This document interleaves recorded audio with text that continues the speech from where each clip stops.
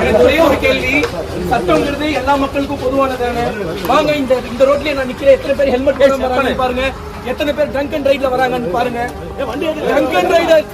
Drunk and right பண்ணிட்டு வந்த எல்லாருக்குமே ட்ரங்க் அண்ட் ரைட் பண்ணிட்டு வந்த கேஸ் தான்.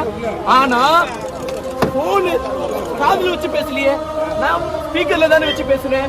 ஆனா எனக்கு யாரோட உயிருக்கு நான் பங்கு விழுச்சேன். போர்ச்சே கார் எடுத்துட்டு 2 பேர்